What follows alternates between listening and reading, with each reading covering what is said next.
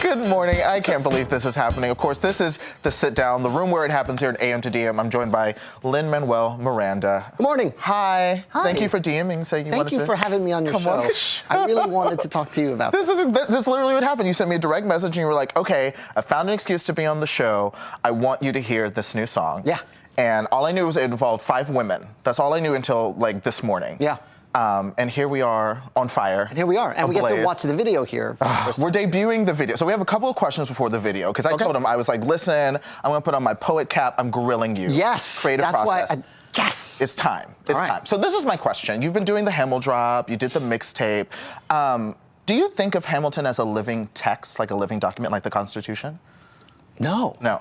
I don't, but I do know that it took me 7 years to get to the final text of Hamilton, and there's lots of fun side roads and roads not taken alternate universes. And I mean, this month's Hamil drop literally came because I was doing the Hamil Cast, which is a fan podcast that has really sort of blown up, and I wanted to play them goodies. I was like, here's some stuff that didn't make the show, and I played them this, and I was like, this is kind of dope.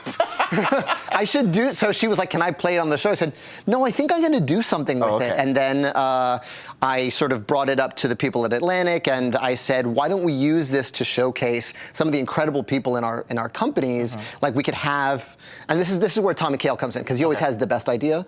So I said, okay, that answers your question, Fiona. Yeah, we could have one of the Elizas in. We could have the Chicago Eliza do it, or we could have one of the tour Elizas do it, or Rachel in London. And he said, why don't you have all 5 of them do it? And I said, yeah, that's the best idea. Okay, because that was a question. Someone was like, okay, this is from Fiona Nay. How'd you get the idea to use First Burn? And it was we were just debating between the first draft of Burn, and then First Burn just looked nicer. Yeah. Salt the earth. Okay, I love it. Well, let's take a look at, we're about to debut the video. I have not seen this, which is very hard. Yeah. I kept trying to peek, but I didn't. So we are going to watch the video First Burn right now.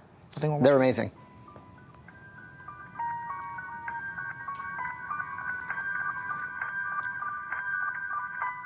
Can we turn it up? Yeah, can we turn up the volume? We need bars.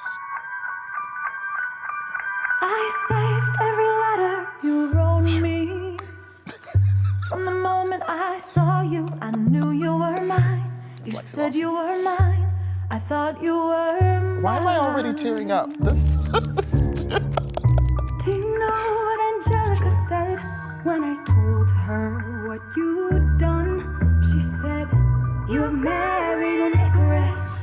He has flown too close to the sun.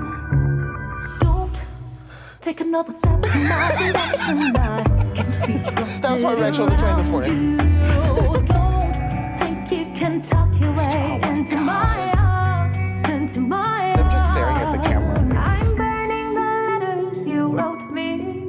You can stand over there if you want. I don't know who you are. I have so much to learn. I'm rereading your letters and watching them burn. I wrote that as harmony initially, and it's a piano figure in the final song. Oh, okay. I love this. It's like we're a little roller coaster. You published the letters she wrote to you. They are sick of your shit. You told the whole world how you brought this girl into our bed. In clearing your name, you have ruined our lives. I'm mad at this damn man all over. Heaven forbid someone whisper he's part of some scheme. Your enemy whispers, so you have to scream. I know about whispers. I see how you look at my sister. I'm not naive. I have seen women around you.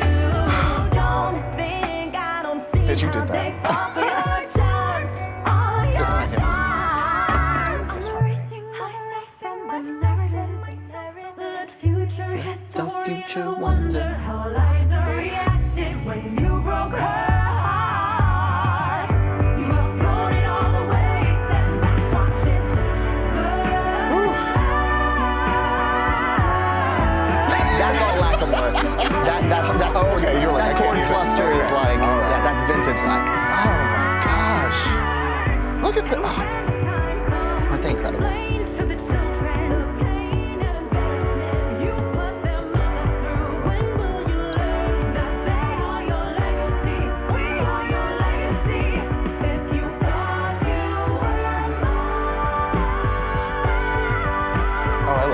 We're like, who's singing which? Yeah.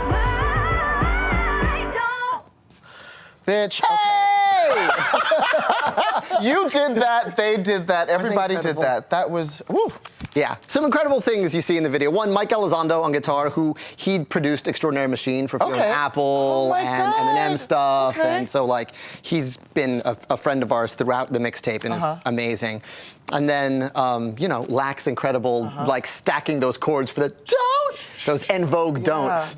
Okay, because it's funny. I think a lot of people point out Destiny's Child as a reference point, and I hear it like Schuyler Sisters sounds very Destiny's Child. But En Vogue, that's who I was hearing this morning. That's what I was hearing this morning. So that's not a coincidence. No, no, I'm pulling from everything I love, and I love En Vogue, that giving them something. And then, you know, you have to like look at the great sort of heartbreak songs. You have It's Not Right, But It's Okay, which I think is a definitive text. Oh, and it's interesting because the piano at the beginning almost makes me think of the piano. Yeah. And, you know, Love Should Have Brought Your Ass Home last night, Boomerang soundtrack. And, you know, but again, this is the first draft. And I think it's a great, I wanted to talk to you about it because you can talk about process with this. So this is, I'm sitting at the piano, I'm trying to figure out what Eliza is feeling. And it really is, I mean, I know that's like a internet slang to call it a mood, but it is a mood. It is like everything could be feeling in that moment. So you get into the sister stuff, you get into sort of all of that, but she burns the letter in the first verse. And so when I bring this to my team, I go, okay, well, it's a good song now. How do we make it a scene? And frankly, it was Tommy's idea to be like, well, she's got to get to the decision of burning the letters. That was my first question, time. Because, you know, obviously there's the revelation, you ain't never gonna be present, everything like that. But when we see Eliza, like, is it the night of the revelation? Is she, you know, is it like, was she out at dinner with her friends and they're like, girlfriend, you know, or is it, are we seeing her a few weeks later, a couple of days? Has she had time to like walk around and think about it? So on stage, where are we seeing her in time compared to First Burn? Yeah, I don't know. You don't know? I don't know. But I think, you know, in this first draft, I actually thought Hamilton was going to be on stage for it and sort of taking the brunt of it, because in the first draft you can hear Hamilton go, Eliza, and then she goes, I'm rereading your letters. It's like, don't you Eliza me. And then something we realized really quickly is we want to be alone with Eliza in that moment. We're never alone with Eliza. She's defined by her sister, she's defined by her husband, she's defined by her children. So being alone with her was really important. So that began to characterize sort of the rewrite of the song. And two, he won her through his words. You know, he won her in Helpless. It's all about, I'm writing a letter nightly. It's like, he literally won her. So it's also about mourning. I mean, and then his writing is also what destroyed this thing. He blows up his own showing in the writing. She's like, the paragraphs are senseless. It's overtaken by paranoia. Like the letters are doing it. So in the second draft, it's also about mourning everything he's throwing away, not just you fucked up. It's also like, look at everything we had. 5 alarm blaze. And then giving her the agency to make that decision to burn the letters or not. And there's suspense in that scene in the final version. But that being said, like, this is really fun to listen to and works as a pop song. Because in a pop song, you don't have a responsibility to go from A to B to C. You don't have the responsibility to create a scene. We have a greater responsibility to tie it into the larger themes of the show. And then there's that great moment at the end of this draft where she goes, when will you learn that they are your legacy, we are your legacy? Well, that's the last song in the show. So we can't give away the ghost in Burn. And yeah, we can't, you know, give that up there because we're gonna have this incredible reveal at the end of the show that Eliza well, then I want survives him. This is so interesting. What about the line about her sister? Because that's not in the musical. No. Right, but she's like, listen, I have heard about Wisters. I see the way you look at my sister, which, okay, bars, first of all. Was there some thinking about her not alluding to that on stage and why she would do it? Well, it's a couple of things. One, there's the historical record in which we don't really have we don't have a historical opinion of how she felt about that. We do know that her sister openly sort of enjoyed Hamilton and thought he was brilliant. That line in Helpless, I'm just saying if you really love me, you would share him. That's based on a real letter. She said, give my regards to that husband of yours. If you were a good sister, you would share him with me. That's like a real thing. That's not some shit I made up. Listen, the ancestors were some freaks. I love people, right, but when people talk about like political scandal, and I mean, certainly now it's like, oh, this is just, and I'm like, they were nasty too? They were nasty. They were nasty. I mean, and so that was coming we don't have any evidence event. that Eliza was upset about it, but in that moment when I was being Eliza and trying to react to the Reynolds pamphlet, I got upset about it. So I wrote it in, but then it also is like, we don't pay this off between the sisters. We don't have time to, because we have a lot more story. So is it worth sort of opening that up if we're not gonna really go there? So, and I have to say, I'm glad you didn't, because I think there was a huge risk in the narrative where it becomes the sisters turning against one another, right? And Hamilton kind of getting off the hook. And so it was interesting to see her centered, her allude to her awareness as being a woman in history. She's like, listen, the historians are going to have to figure this out. I'm not going to be your pawn, right? And then it's all shouldered back onto Hamilton. Yeah, and I always think about something Renee used to say when we were sort of in the show in the first year. This is a love story between two sisters as well, and that's so much more interesting than my sister did me wrong, and that. We've seen that so many times, and that's the easier place to go, as opposed to Eliza really taking stock of everything and then making this decision. Yeah, and it's also very nuanced. I mean, because it's not necessarily, in my opinion, the affair that Eliza is most upset about. It's about the way he's addressing it, and that he's so paranoid. He's so obsessed about his reputation. Yeah, it's incredible selfishness on Hamilton's part. I mean, believe me, Hamilton gets dragged and we will all the time. To drag him. And can I tell you, I had to live with him for 6 years. I had to live with this trifling ass for 6 years, and I had to play all the parts around him. So I share it. I'm with you. But yeah, I mean, and so I think that line in the first draft, your enemy whispers, so you have to scream.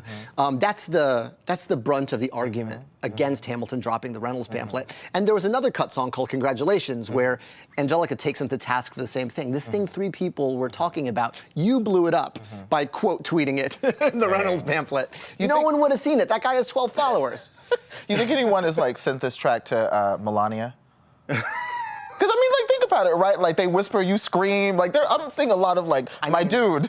The story of American politics is littered with quote unquote the good wife TM of people who've had to stand by while men fucked up.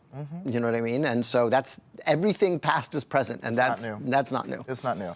Well, so as I was thinking about and excited to talk to you this weekend, and my pleasure, my joy, was interrupted, as it so often is, by white people and this damn White House Correspondents' Dinner. Oh dear. Okay, I was minding my business, just Hamiltoning it up, and I was like, what is happening? Okay, so here's the thing. As I was thinking about the response to, Michelle Wolf and telling the roast, jokes as telling was her jokes. job. She was, in my opinion, she was hired to tell jokes, and she did it. Y'all just played your card in showing that you either didn't read The Handmaid's Tale or watch the show, because the way she talked about Aunt Lydia was about her being an enforcer. Anyway, it made me think about the Hamilton cast confronting Mike Pence in 2016. And then, Trump said, they harassed Pence in a safe space at the Eater, and now it seems like another echo of that. So we have comedians and artists always being told, anytime they address this administration, that it's harassment. Yeah. I have a lot of questions, most of which I'll just DM you later.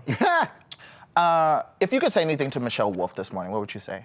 I would say, great job. It was really funny, and you did your job. And I thought she sort of punched all around. She dinged the press, she dinged Democrats, she dinged Republicans, she dinged the president, who's supposed to sit there, by the way. Like, that's been the tradition, is that we all sit there and enjoy it. And so that was an abdication of responsibility, of not being there to take the joke. And so she did great. I like it. Also, her Twitter handle is like Michelle is a wolf, so I'm like, she told y'all. She told y'all. Yeah, no, you cannot say you did not know what's coming. Do your research before you hire your talent, I guess. But I was also thinking, obviously like Puerto Rico, and I admire you and your collaborators that you are still doing work for the relief effort in Puerto Rico. Yeah. It also breaks my heart, and I find it deeply embarrassing that you had to in the first place, right? That was speaking to an absence of presence, but also that you still have to, all of these months later. Maria, that was September. September, and here we are in April, and it's still necessary. So I just wanted to ask you, How is the relief effort going? How do you feel at this point? And what can people do? Yeah, we kind of just keep digging in our sandbox. With the Hispanic Federation, we're constantly working between short-term and long-term efforts. There are still real relief efforts that are needed. There are still people in the mountains of Utuado who are waiting for power and waiting for service and need short-term relief aid, like water filtration systems. And then we have, what's really amazing was we raised over $30 million. That's a drop in the bucket in terms of what Puerto Rico actually needs. Right. The frustrating part is that, with a wave of a pen, the government could do so much more. That being said, we also have these long-term projects that we're doing these multi-year grants called Amanece. And it's everything for long-term recovery from the island, from organizations working in prenatal healthcare to rebuilding roofs to replanting agriculture. So many crops were lost as a result of the hurricane. And we're working with organizations that already exist. We're not trying to reinvent the wheel. And that's good. That's important. And we're also working with local mayors. Like that's the goal. Is we go to the mayor and say, what do your constituents need? So we're really trying to be as direct and transparent as possible. And so, we continue doing that. And that's the logical response to a natural disaster. The man-made disasters are the ones that are frustrating. Right, absolutely. I can't believe we're still having to talk about it in this way. And hurricane season is coming. Do you know what I mean? And also that. Yeah. Also that, friends. Well, obviously we will continue to cover Puerto Rico as much as we can and address it. And I guess just, we can just sit here and kiki all day. I have to. We could. Although I'm moving apartments tomorrow, so I literally need to go take care of that. But I guess, you are involved in so many projects. Mary Poppins, and, I was watching the Magic School Bus the other day, and I was like, is that Lin? Okay. I recorded that in London in the same studio they record Peppa Pig, and I was a little like, oh my God, I'm where Peppa Pig was. Oh, look, there's Dad. I love it. Yeah. Oh my gosh. That's pretty cool. I don't know. I know the only people that scare me perhaps more than Beyonce, I think, are Disney. Is there anything you could say about Mary Poppins that you're excited about? Well, what can I say? Well, I'm thrilled that they sort of put out that commercial. I'm really excited. It's just, here's what I can say. Okay. Here's my commercial for Mary Poppins Returns. I saw a rough cut of the movie with my wife who did not cry at the end of It's a Wonderful Life. I know, she's like not human. She looked at me at the end of that movie and she went, that was good, it was sad. And I went, I don't know if this is gonna work out. It's like when we had just started dating. Like, I don't know. She cried like 5 times in that movie, and we had lunch with Rob Marshall afterwards, and then her water broke and we had a baby. So that's how emotional Mary Poppins Returns is. Well, I think we'll just leave it with that. I just heard the entire control room exclaim. All right. Yeah. Well, shout out to that. Hey. Shout out to your wife. Yeah. Act right, because she's got a song she could play you. Yes. Okay. She'll get all the Elizas standing in the chorus. Like Voltron. Yeah, walk the straight path, friend. Anyway, Lin, thank you so much for joining us. Everyone, go listen to the Hamel Drop First Burn. Watch it. It's out there. Enjoy. Keep tweeting us questions. You all had wonderful, wonderful thoughts. More AM to DM is up next. Thanks, Saeed. Thanks, Boo. Oh my God.